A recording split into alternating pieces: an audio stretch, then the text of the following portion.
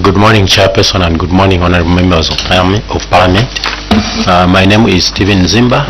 I'm Assistant Director in the Directorate of Planning and Information, representing my director. Thank you. Good morning, honorable members of Parliament. My name is Luendo Habanti. I'm the Assistant Director Infrastructure and the Head of Infrastructure. Good morning, Chairperson. Good morning, honorable members of Parliament. I'm Kawemano, accountant. Thank you. Good morning, Chair. Good morning, Kawa Crispin is my thank you. Good morning, Chairperson. Good morning, honorable members. Sama Mutale is my name. I'm a senior planner under budgets and projects, Department of Planning and Education. Thank you. Good morning, Chairperson. Good morning, honorable members. My name is Chiluba Kaveli. I'm senior planner in charge of monitoring and evaluation. Thank you. Thank you. Honorable members, starting from my far right. Thank you, Chair. Good morning, PS, with your entourage. I'm Jeff Mrebwa. For those that don't know me, I am the MP for Kaflafta constituency in Masaiti district on the Copper Belt. You are welcome. Thank you so much, Honorable Chair. Good morning. My name is Mtotwe Kafuaya, MP for Lunte constituency.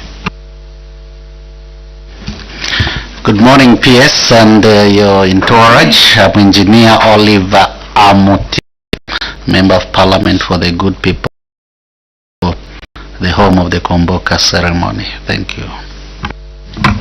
Good morning, PS and your team. I'm Frank Simuchi, for Parliament for Skongo constituency. PS and the team, good morning and welcome. I'm Muvika Muvika, MP for Shangombo province and a member of the committee. Thank you. And good morning, PS. I'm Engineer, Member of Parliament for Mwawezi constituency in Western Province, and a member of this committee. Thank you. Thank you, PS and your team, and good morning. My name is Freddy Jatila. I'm a member of Parliament for Momba constituency in Monze. Also the substantive chair for this committee, but I'll be leaving soon. Thank you. Good morning, PS. General Swala is my name. Representing the good people of Kawama Central. I'm a member of the committee. You are most welcome. Thank you. Supporting staff.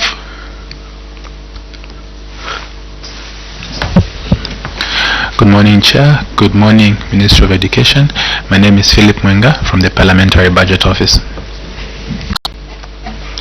Good morning, Chair. Good morning, honorable members. And good morning, Minister of Education. I'm Wiza Zimbo from the Parliamentary. Thank you, honorable Chair. I am Joseph Jeffan Mansa, Office of the Clerk. Thank you. Ms. Komas Munji, Member of Parliament for Nalikwanda constituency. PS, take note, we are live. PS, be free to discuss our issues. This is under Cap 12 of the laws of Zambia. When appearing before a committee with a Cap 12, however, should you mislead the committee against you, you have been appearing in this committee. I'm very sure you will not go against the Cap 12. PS, you have been called by the committee to come and deliberate on the MTF, the green paper, on the projections which have been made by government from 2026 to 2028. So you are the critical stakeholder in this matter. The committee thought it's important that you come and appear before the committee so that you can analyze and so that the committee can have a good analysis of the budget. Now the floor is yours, PS. Thank you so much, Chairperson and the honorable members of Parliament. What I've done is that I've made a summary of what we've presented, so at least I'm looking at the salient features of it rather than reading the whole documents that I've given you. So, Chairperson and honorable members of the committee, allow me first of all to begin by expressing my sincere appreciation for this opportunity to appear before you to present the Minister of Education's position on the medium-term budget plan for the period 2026 to 2028.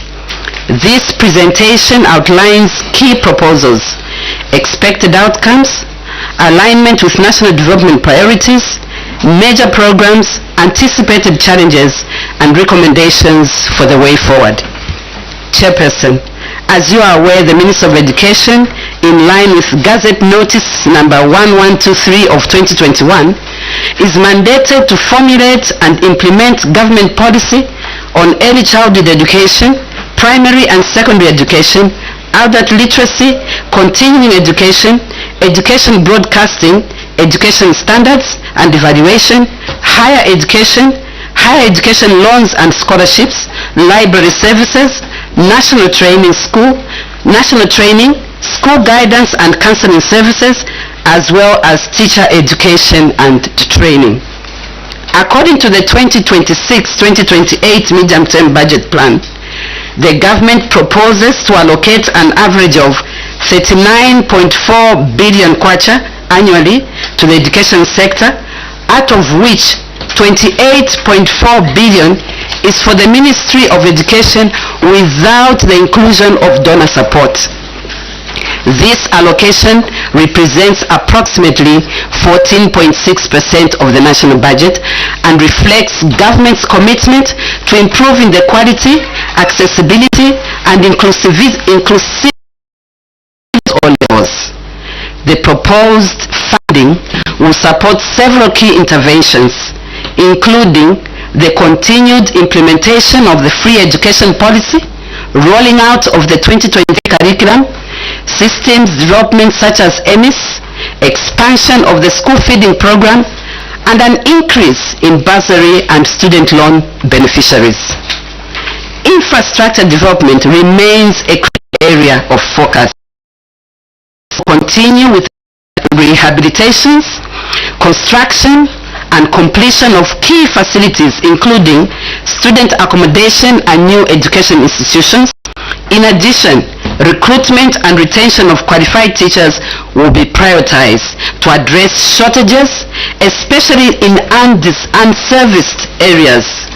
In this regard, the incentives such as rural hardship and settling in allowances will be enhanced to promote equitable deployment. Curriculum reforms will be supported through increased investments in teaching and learning materials, content development, and teacher training. In order to promote equity and support vulnerable learners, bursary schemes will be strengthened at both secondary and tertiary levels. Efforts will also be made to enhance institutional efficiency, including the liquidation of personal emoluments, arrears, particularly in universities and in most particular University of Zambia. To support the national digital and innovation agenda, the ministry will invest in ICT infrastructure and establish innovation hubs designed to build practical skills and foster entrepreneurship among young people. These interventions aim to prepare learners for participation in a modern, knowledge-based economy. In pursuit of financial sustainability, the ministry will also revitalize production units in secondary schools using rain-fed or irrigation scheme as a means of generating income and promoting self-reliance, while simultaneously equipping learners with practical agribusiness skills. This aligns very well with the revised curriculum, which has a paradigm shift from outcomes to competencies.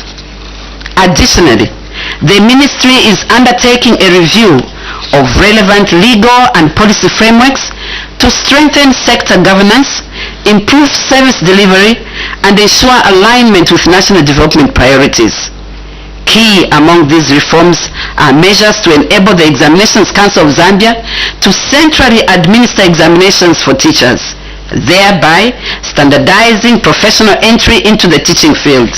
Reforms to the higher education loans and scholarship scheme aimed at enhancing the financial sustainability of student support services, and the revision of legislation governing the teaching profession to raise standards and accountability in teacher education and practice.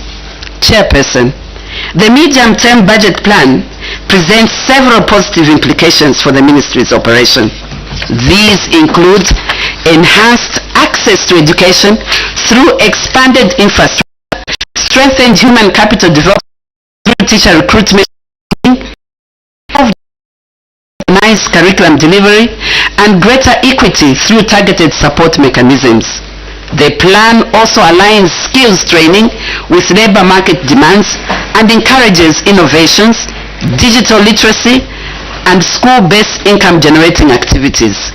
Additionally, the devolution of early childhood and primary education to local authorities will promote community-based service delivery and improve responsiveness to local education needs. However, the ministry recognizes potential risks and challenges. Implementation capacity at central, provincial, and district levels remains a concern, particularly with regard to staffing gaps in the key technical units.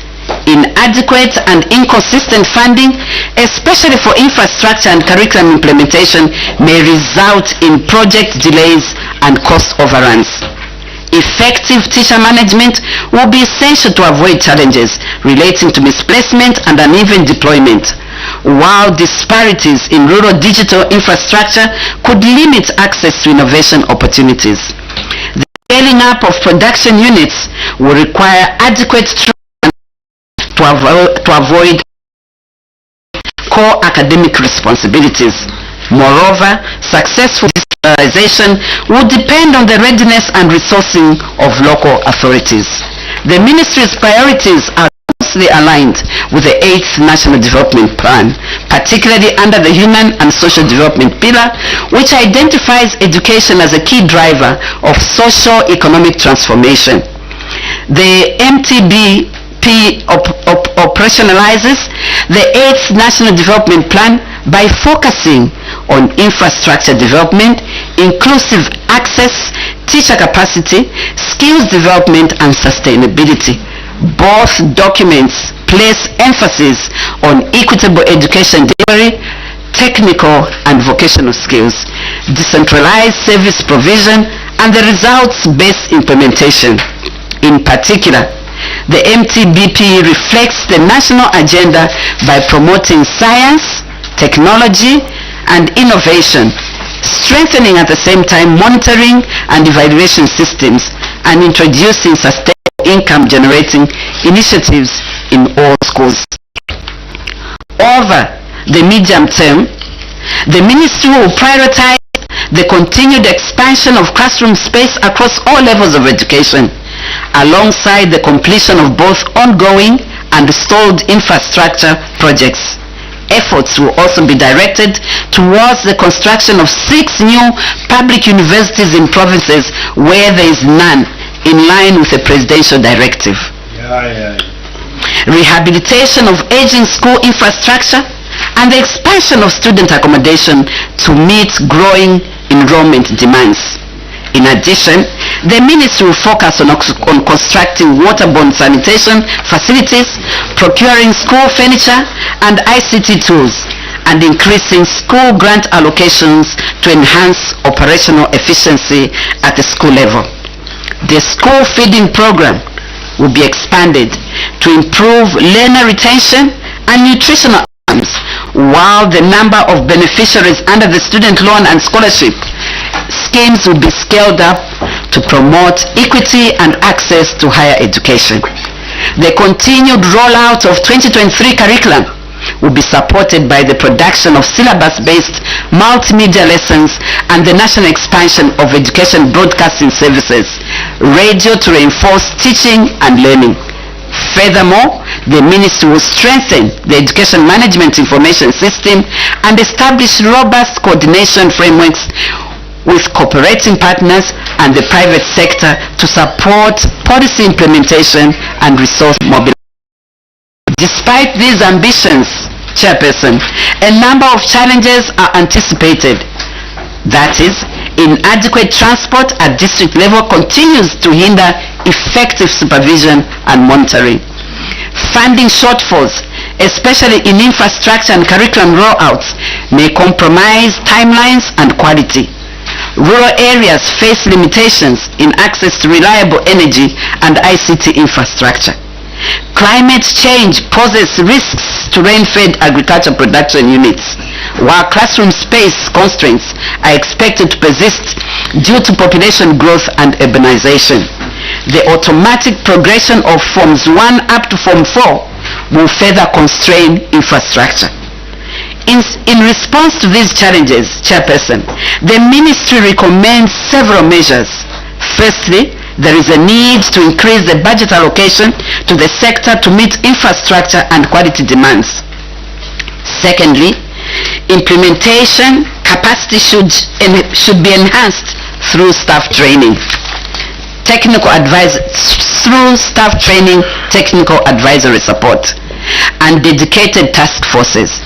Teacher recruitment must be conducted annually, complemented by rural incentives and continuous professional development. The success of decentralization will depend on building local government capacity, defining clear mandates, and providing operational grants. Inclusive education strategies must be mainstreamed and equity indicators closely monitored. To ensure school-based enterprises are effective, teachers and school managers require training in agribusinesses and access to markets with technical support from the Ministry of Agriculture.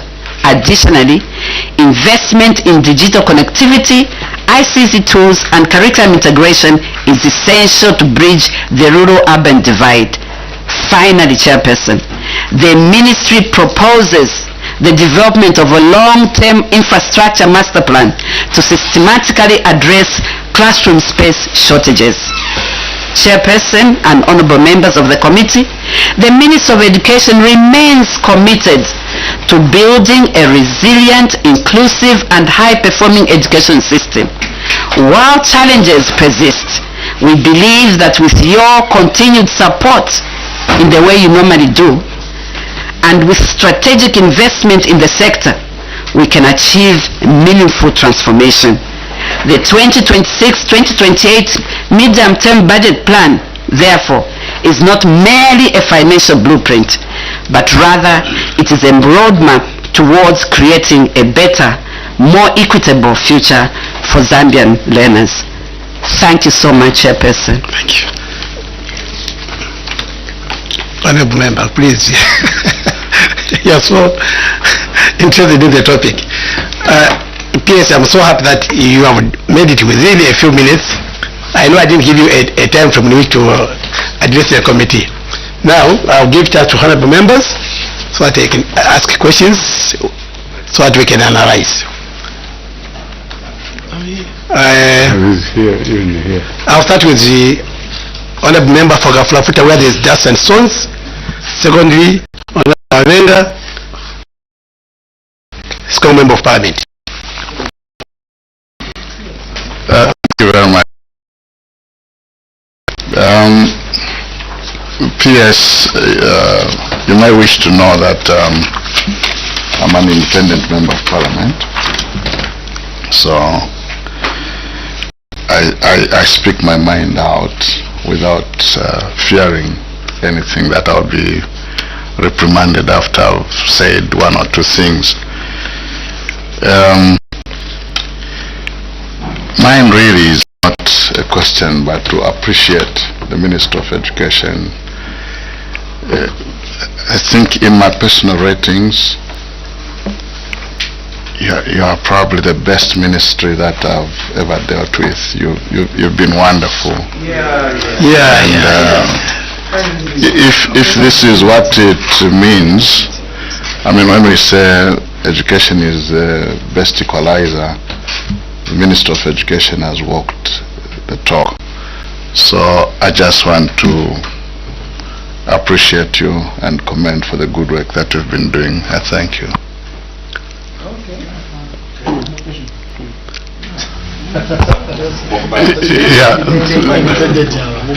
Order.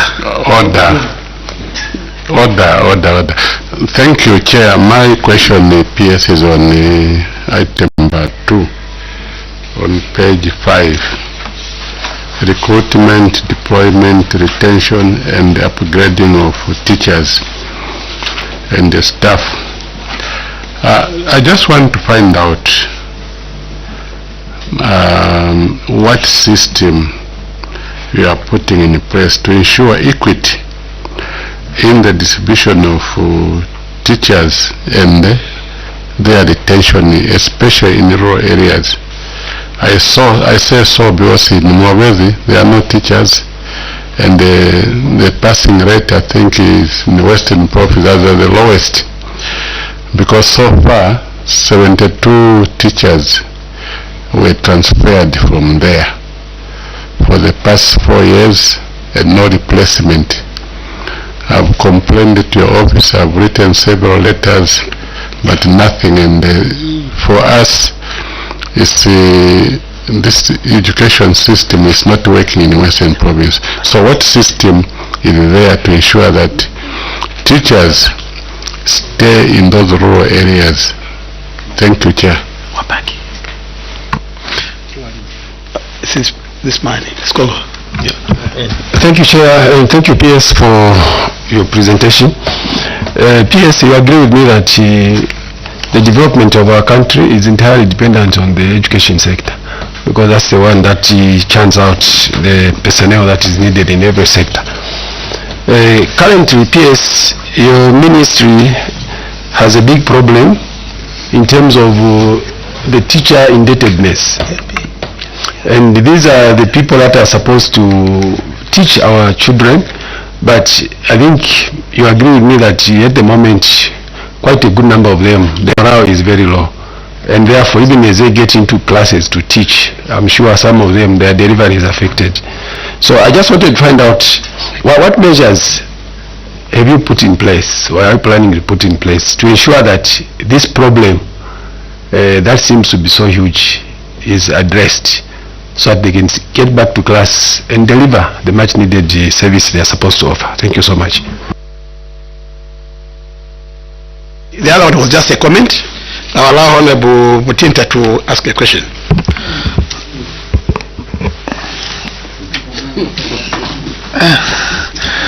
Thank you so much. It's in order of seniority. Thank you so much, Chair. And Minister of Education, I would also want to agree that you are doing your level best amidst many challenges, but we'll get there. Mine is on the upgrading of teachers. I think, PS, you agree with me that this is a very emotive issue out there. And I would also put a disclaimer that I appreciate that this is a legacy issue. Now, in your presentation, you've indicated that you want to continue with these intentions of addressing this huge burden. Other teachers are in debt, thinking that this could be a solution to their problem, and I know that they are in thousands who are demanding for this upgrade. How would you want to do it? Could you just elaborate how this issue will be addressed in how you want to manage this problem? I would want you to add a bit more fresh so that we give comfort to the teachers who are itching for this upgrade. Thank you. Yes, you may answer the 3 questions. Thank you so much, Honorable Chairperson. First of all, to just appreciate and thank you, Honorable Mulebra. Even if it was just a commendation and not a question, we don't take things for granted. We are truly grateful that you're able to appreciate what we are doing. Thank you so much. Secondly, I want to go to the question where the distribution of teachers is not sufficient for, I think it was Honorable from Mulawezi. Yeah. and he has alluded to the fact that 72 teachers were transferred. I think the issue of distribution, if we're to go by what we are told on the ground, because we rely on the districts themselves to tell us how many teachers are missing in that area. And truly, if I refer to the 30,000 that we recruited at first, we did try to address those concerns. But then apparently down the road, we saw teachers moving out. Some moved out without our knowledge because the districts themselves decided to transfer them, but we identified that and wanted to make sure we put a stop to that, because a transfer is a prerogative of the ministry headquarters of the permanent secretary. However, what is cardinal is what is attractive for the teacher, wherever they are posted.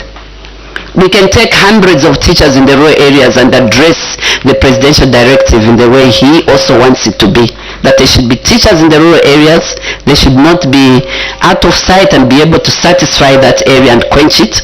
But what is unfortunate on the ground is that in the deep rural areas, it's not really attractive, that I'm aware.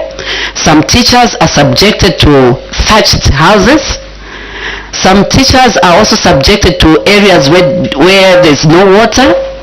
Some teachers are also subjected to areas where there's no entertainment to warrant them being there. And I'm sure they were thinking when they graduate from college, they are going to find it's the opposite. History intends to do is that if really these teachers are to be retained in those areas, we also have to what is in the prevailing in the urban areas. It's infrastructure. Trying to do see how more schools, and I appreciate that CDF also has played a big role on that to supplement and augment the efforts of the Ministry of Education by providing more. So it shouldn't be just more classrooms, it should be classrooms coupled with where the teacher is supposed to reside. And I think that's where the sorry site is, that they are subjected to huts, thatched places. So we need them to see how best we can eradicate the thatched residential areas to brick and mortar. And what we've done as a Ministry of Education to begin with that, we've actually collected all information documented in a booklet. Where are these thatched schools and thatched houses? But when you look at the magnitude of it, you might think it's just in the far-fetched rural areas. Even in so-called Lusaka rural, we still have the same thatched infrastructures. To quench that, it takes a lot of money. It's colossal sums of money we are talking about, but we are trying to see how we can do it in stages. So what we've decided to do is that perhaps when we are building classroom blocks or a classroom in an area, we should also augment it with teacher housing. Even if there were 4. If the young teachers we are sending in those areas can share a house, maybe 6 or 8 of them share a house, female, and then the male share another house, I think it would be better than nothing. So it borders on infrastructure development, and I think in this time and age, it's now high time we had to make sure we have the thatched homes and bring forth brick and mortar homes that are attractive, to have water, sanitation, and electricity. And electricity which can be solar, and not really grid electricity, but we have to do that. But I have to admit, it will take time. It will take a lot of money, concerted effort also by us as a government, maybe with those that can help us. So it's a lot. And unfortunately, I just pray that as we are transferring these, sending these teachers to these rural areas, with the kind of infrastructure now we are coming up on board. Like right now we have 120 ZIP schools. When those are finished, it will also add value to what we are doing. We also have, in the keeping girls in school, we are also coming up with infrastructure that will also help in keeping the children. We also have on the government side schools that we are completing. We used to have 115, now we have dropped to about a few left, 46 left. When those are done, I'm very sure that that will also add value to that, but it's not enough. So it's bordering on infrastructure development, brick and mortar, so that we run away from thatched and mud and poor infrastructure. The other issue was on, and of course, trying by all means to curb the transfers. I've now received a communique that, of course, we didn't have to wait for that communique, but it has reached a point where I've received a communique from Cabinet, which is crystal clear. We are not going to transfer any newly recruited teacher from the rural area to the urban area. It's in black and white. It makes it easy for my members of staff and myself to merely flash that communique, because in the past we were fighting over wanting them to come to urban areas. Now it's become simple. I merely just take out that communique and tell them there's nothing I can do about it. You have to wait until 4 years from the time when you are recruited. But for those that are married couples and it has taken long for them to have been in the rural areas, those ones we have absolutely no choice. If there's a PEMIC identification, we have to transfer them to reunite with their spouses. In fact, in 2022, I think I've now got, that's why the technocrats, we recruited in Mulobezi in 2022, 223 teachers were recruited. 32 teachers in fact, they are still working in Mulobezi and sitting on our payroll right now. They are still there, but there are some, like you said, who have been transferred. Necessarily, no one should have been transferred. And we'll continue, even now as I speak, as we release continuous replacements and so on, we need to still keep on replacing, but as long as we have the knowledge that teachers are they've moved out or they've been transferred legally, we need to also replace. The most ideal situation is as they are coming out, we need to also keep on replacing them. There was a question on an upgrade and legacy issues. What are we doing about it? I think first and foremost, the issue of upgrade, yes, it's a legacy issue, and I think the most unfortunate thing that took place is to arrive at an agreement between the unions and the Ministry of Education that every teacher who has upgraded themselves should actually be given an upgrade. Because it was an agreement that was reduced into writing, we don't seem to have any choice but to address that concern. But if I were to be asked, should that be the situation? The situation should not be like that. Teachers are supposed to be upgraded on merit. You have to work for a promotion. It shouldn't just arise that simply because I've now gone and added a qualification, I should automatically be promoted. I don't think that's the way it's supposed to be. Ideally speaking, if you were to ask me, I'd rather they upgraded on merit because they deserve it. And that's the way to go about it. Because otherwise there would be chaos. People should work for what they're supposed to be promoted to. They have to work for it. They have to show that they are working hard for certain things. It shouldn't be on a silver platter. That's my view. But the unfortunate thing is that it was already crystallized into an agreement that has to be addressed. But going forward, I would rather upgrades are done on merit. They have to be deserving. Even in the corporate world, it's like that. It shouldn't be on a silver platter. That's when it will encourage teachers to work hard, to be able to say, I'm vying to be able to actually be promoted. Otherwise, an addition to a qualification is just someone's prerogative. because you can use it in future. You can also use it for any other purpose. But truly speaking, it shouldn't be on a silver platter. We have to address that concern. The only unfortunate thing is the total sum right now we are sitting on upgrade is about 4 billion, over 4 billion kwacha. To actually make sure we upgrade everyone in line with what was crystallized into that agreement between the unionized workers and ourselves. And we've been doing it slowly. We cannot manage to have the 4 billion there and then. But what we've been doing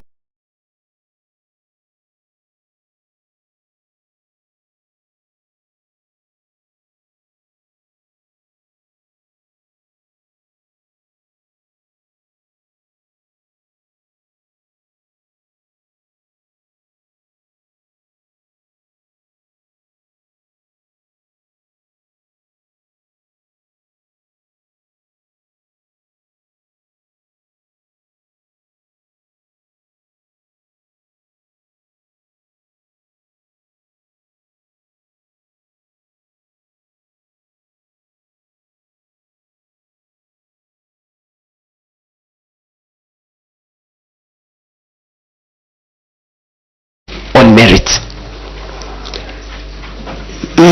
Just a follow-up question. So, PS, it's a big problem that needs to be resolved. Now, there are also others who graduated last week, meaning they are adding to the number. So, how are you addressing it? So, thank you so much. For those that are being recruited, Chair, I can go ahead. For those that are being recruited from the time we started recruiting the 30,000 right up to date, they are all being placed in their right positions. So for instance, a diploma holder comes in at grade G, automatically he's placed in grade G.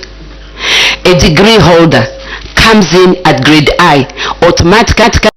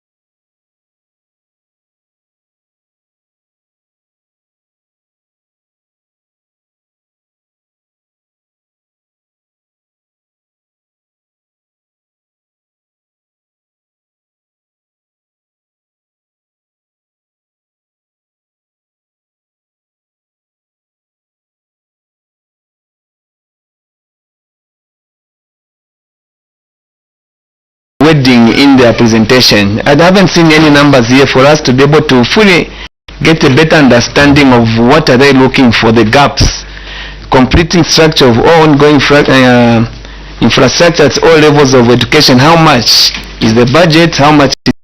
To be easy to appreciate whether the amount allocated are enough.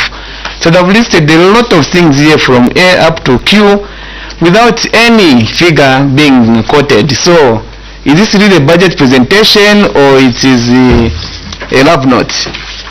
Number two, I haven't seen also programs for sports development. I'm coming from the Committee on Youth Sports. Where to build talent is to tap it at its lowest stage, especially in schools. So the Minister of Education has also responsibility to not only train the mind but also identify talent. So I haven't seen any programs to incorporate talent identification sports program in this ministry. I thank you.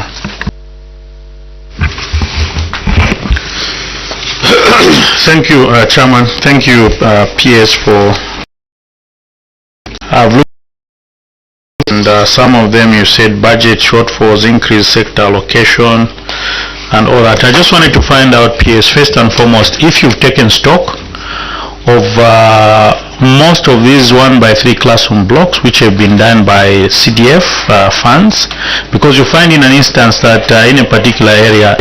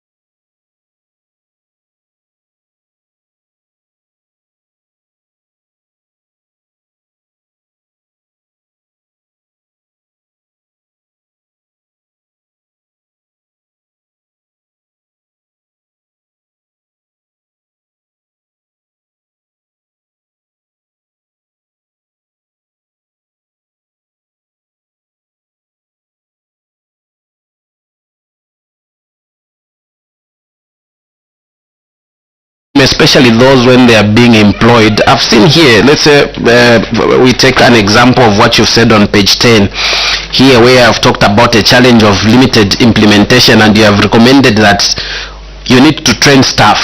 Yeah, so even for teachers, you can organize something for them. You find financial experts to train them, to make them aware that, look, if you do not mind your expenses, you do not monitor your expenses, you are going to find yourself in debt like what has happened to the ones who have been there before. It's just something, we just need to find something that we can do to help our teachers, because at the end of the day, if the teachers they continue being indebted like the way it is right now, the outcome that we expect from the job that they do, maybe it may not meet our expectation. That one is just a comment. Now, Permanent Secretary, you mentioned that going forward, no one is going to be transferred after they are employed until 4 years of saving. That is in apparent reference to teachers.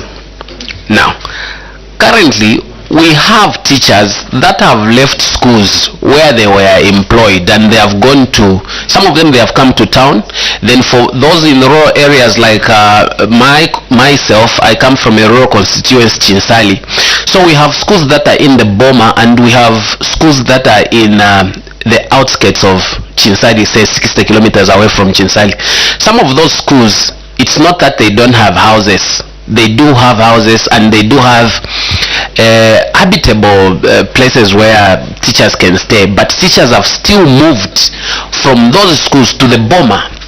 They have yet the establishment shows that this teacher is supposed to be at this school but is in the Boma. So what are we going to do, or what is it that the ministry is doing to address this problem? Because why we are saying that in future or from today going forward, newly recruited teachers will not be transferred, We have a problem that is there at hand right now as we speak. We have schools, quite all right, we employed teachers that they should be at those schools, but the teachers have moved. They have gone to the Boma. So what is the ministry doing to address this problem? Because this one, it's immediate. Thank you, Chair. Yes.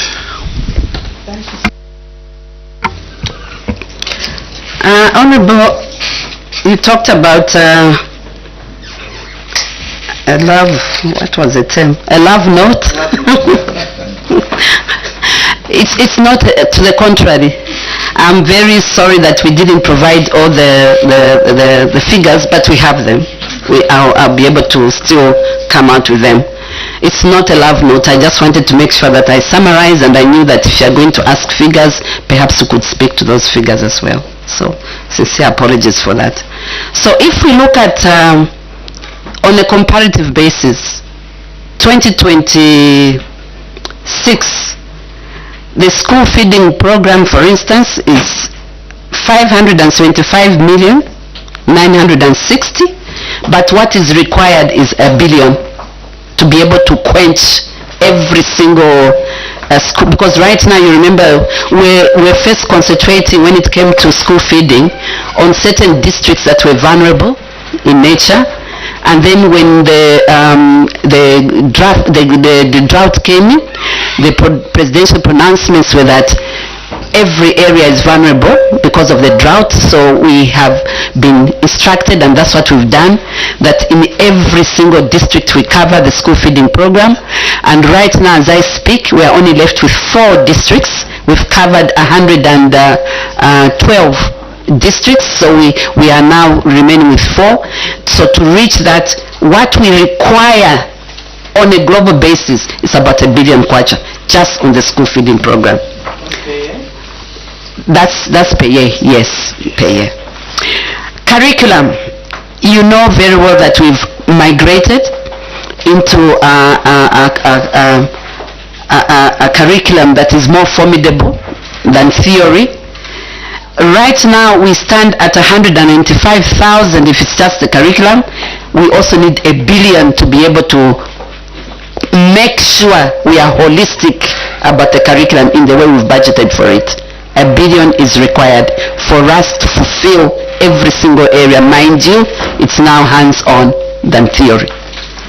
Infrastructure development, we now stand at 938 million, but for us to quench every issue that we've discussed in here, if we were to look at it holistically, at least we should be standing at 5 billion kwacha for infrastructure development. Other issues like personal emoluments, we now stand at 419 million, but we need 4 billion.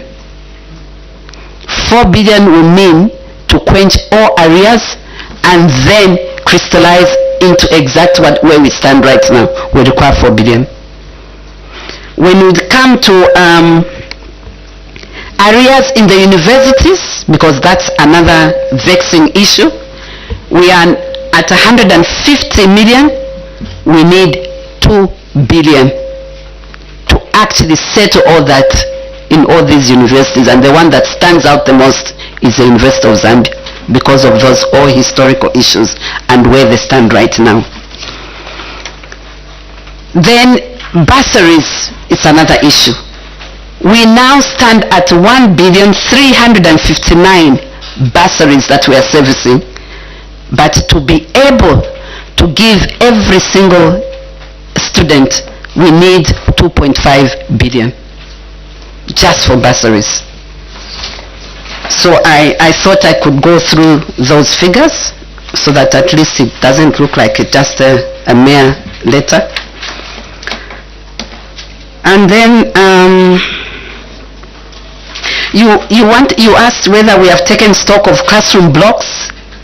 I think it was honorable, yes. Sports program, yes. The sports program, we have a sports program with, yeah. For sports development, we have a budget actually already we have that budget. It's under co-curricular activities, which stands at 4 million kwacha. Is it 4 million? Yes, 4 million kwacha per year. And it's in line, and it's spent. It's in line with other traditional school grants. As we are distributing grants, this co-curricular activity is also distributed. And normally the ones who spearheads it is Standards, the Directorate of Standards. So we have that.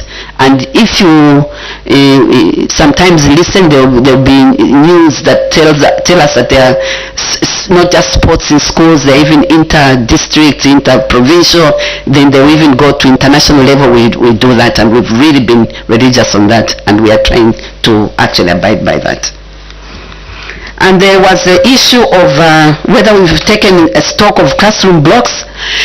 I wish, in fact, that's exactly what, from inception, I think we have to admit that from inception, we should have actually sat together ourselves and the Minister of Local Government. That's where the breakage was.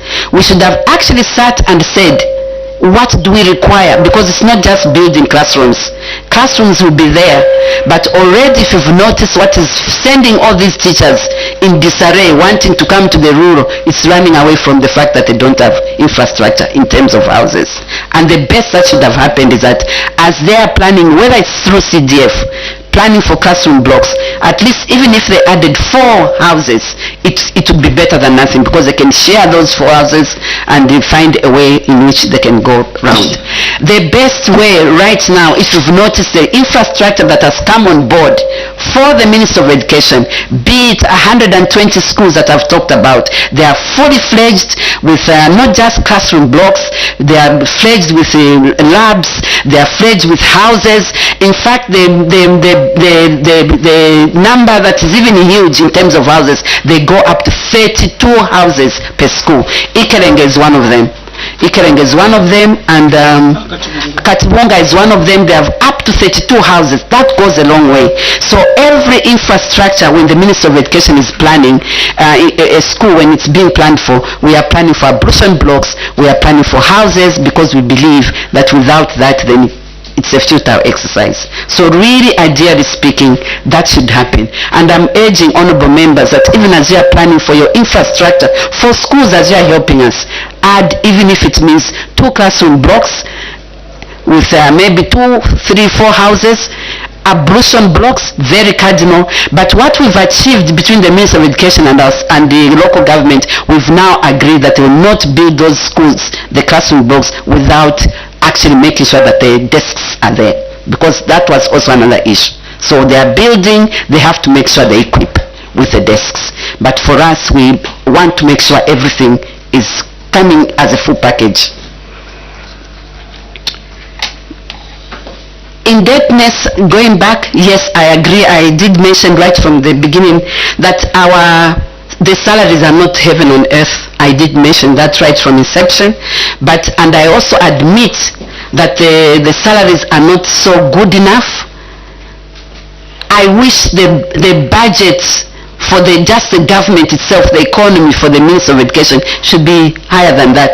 Then we try to increase every single year, but we increase according to the envelope that is prevailing for the government. Beyond that, we find ourselves really in a situation where we cannot go beyond that. But yes, there should be those extra incentives that will help them. Sometimes it's not about the salary, sometimes it's about what they are happy with wherever they are going to go and teach.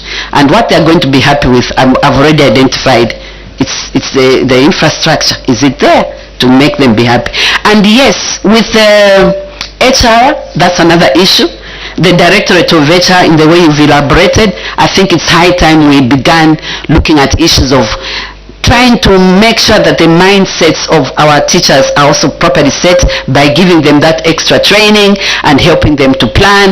And I remember in those days it used to happen where some corporate entities would actually equip their workers, not necessarily because they have high salaries, but just that incentive of training them to have that mindset to do things that are extra beyond what they have. And I think I would leave that to the Directorate of HR. They've heard for themselves. We need to come up with such programs when it comes to training, other than just ordinary training. I think it should be now training on focusing to retain our teachers. And I totally agree with you. Thank you so much.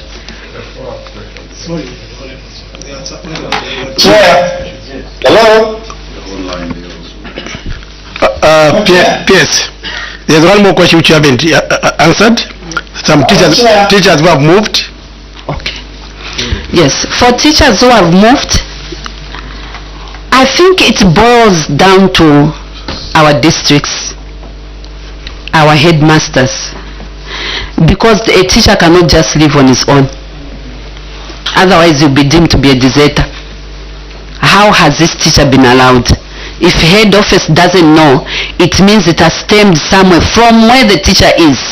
How has he been allowed? So now, we've come up with circulars, coupled with that letter which I talked about, a directive that we are not supposed to transfer.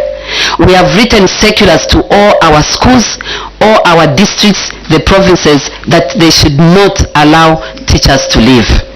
Because they can't live on their own. It's us. We are party to blame. How have we allowed them? But and that's the only way we can actually be able to manage this situation. Because while at head office we are thinking like that, it has to permeate right up to where the teachers are coming from. So we've done those circulars, and we need to make sure that we all sing the same song to be able to manage these teachers and stay where they're supposed to stay. Thank you so much. We are behind time, but there are two more many questions. Ode Muvika, sorry, Ode Muvika and Ode Muchusi. Hello? You're supposed to be considering us who are online as well. Sorry, we are behind. I will ask you to raise your question in the next group. Otherwise, for now, we are behind time. Honorable Muvika and then Honorable Chushi. Thank you, Chair. PS, with your wonderful team, we congratulate you for the hard work that you are doing. But what I want to request from you is your directors here should also be going in rural areas like Shangombo, so that they see for themselves what is happening. Because where we might blame some teachers for this in the rural areas, but speaking for my constituents, there are places where even if you are to give a teacher housing allowance, there's literally nowhere where they can rent a house. So as you are planning for this, for building, especially for housing, we are trying our best with the classrooms. But really for us, for me to put, as a strategy, I have 12 wards, for example. So I make sure every year, all the wards at least 1 or 2 classrooms in that ward. So if I'm to build 4 houses at one school, and then 2 classrooms, meaning the other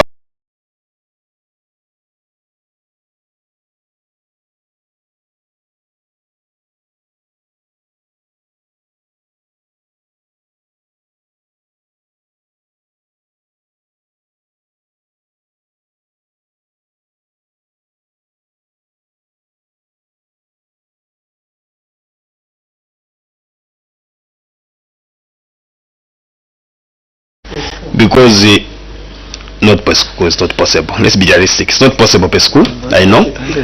But yeah, but for teachers, at least can we ensure that you target us from rural areas, because PVCDF alone we can't manage, and we feel for the teachers, because at the moment all the rural MPs here, we are MPs, they think maybe we have managed to be buying iron sheets for the teachers. So even now as I'm speaking, I have a budget of about 200 iron sheets I'm supposed to buy to go and assist the teacher that you've given us. So please, as you are consider Narikwanda, it is a park, but please, there are schools there. Please target rural areas, because here in Osaka, they can rent some houses. That's my submission, Chair. Thank you. Thank you, Chair, and thank you, PS and your team. PS, I must equally appreciate you for your prompt responses. Looking at the challenges that we had in Chisamba, I think you came in very promptly, and you and your team. Now my question, PS, is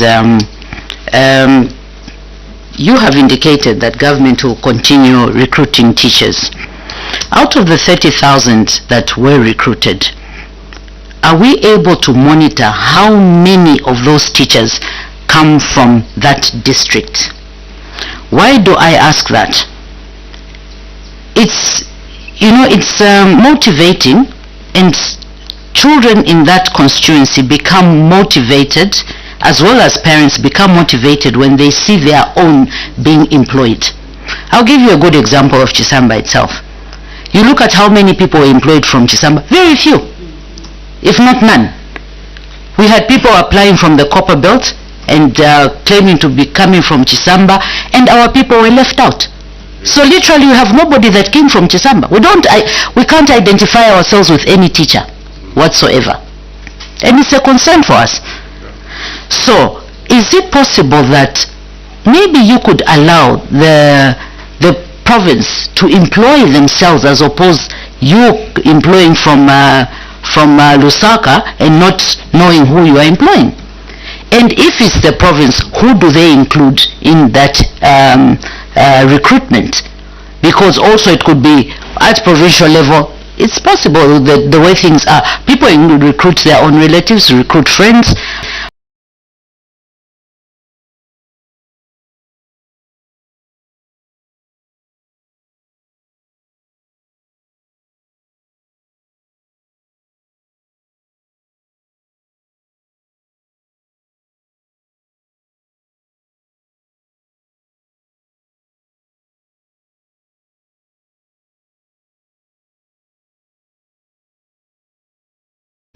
Per school.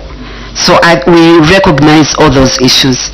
And in total then you have Shangombo alone, 24 houses, 2 big schools, well equipped, with even assembly hall, with computer labs, with science labs, home economics lab. I think we've really looked at that. And when it came to ZIP schools, we were targeting the deep rural areas. That's exactly what we did. So I think we haven't shunned you. Thank you so much. And we'll continue doing that. Yeah. Even on the issue of the issue of schools that are being done by CDF, that's why, if you remember, I talked about we've done a booklet where we've looked at all the areas where are we supposed to be targeting to make sure that these mud and poor houses are replaced with brick and mortar. So that will help us, because now we've done an inventory. It's just a matter of money. We'll be doing it slowly but sure, and we'll start from the deep rural areas coming into town. When it comes to the recruitment of teachers in the manner Honorable has put it, yes, I wish, and we want to look at that as a deliberate policy, that it shouldn't be, and I'm sure most of you get surprised, you want to associate your children with the indigenous teachers as well. Replacement has worked very well. And I think when we are going to release the issues of replacement, you'll find that that's exactly what we targeted, because for replacements we are able now to speak to those districts, because there are teachers coming out and we need to replace them. So we need to replace them with indigenous ones. I hope you see a difference in the manner it's now being done as opposed to the way it's being done. But we wish we could come up with a holistic way of doing things, that we are being given who the teachers are, because they're also not just trained to sit, but who the teachers are from those areas. That would be the best, actually. So that decentralization is also on decentralizations of teachers. And I think we work towards that, because that's something that every honorable member is vying and looking forward to. Chair, I don't know whether I've satisfied all the questions. Thank you so much. Yes, this is a hot subject, and every member wants to participate. I know. Unfortunately, time cannot allow us. That's where we come to an end. At this point, PS will revoke our CAP 12. We know at Ministry of Education you have got that CAP at your place, and you can exercise that one. We wish you a good day. Thank you so much for the opportunity that we've been given, and to appear before you. Thank you. Good day. Thank you.